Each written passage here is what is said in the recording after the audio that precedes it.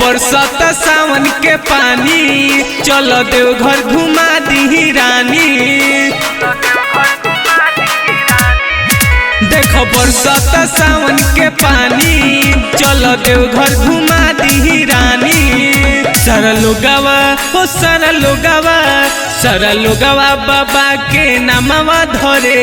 देखो कंवरिया के कमर डोले लोगवा बाबा के नामवा धरे। देखो कंवरिया के कमर डोले।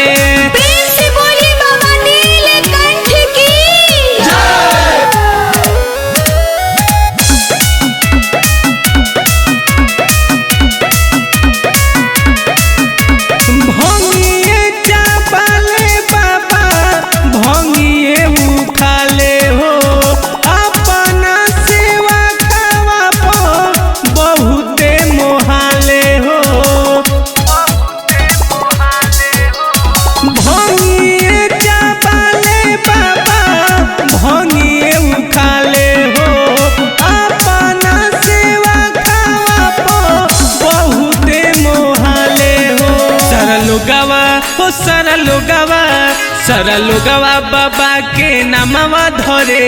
देखो कंवरिया के कमर डोले लोगवा बाबा के नामवा धरे। देखो कंवरिया के कमर डोले।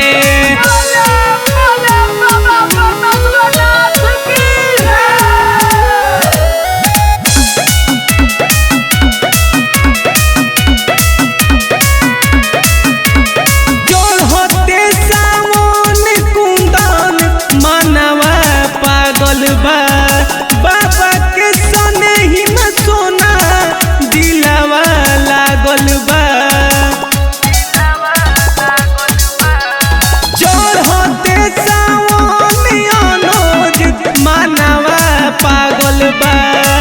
बाबा के सने ही में सोना दिलावा लागल बा। सारा लोगवा बाबा के नामवा धरे। देखो कंवरिया के कमर डोले लोगवा बाबा के नामवा धरे। देखो कंवरिया के कमर डोले।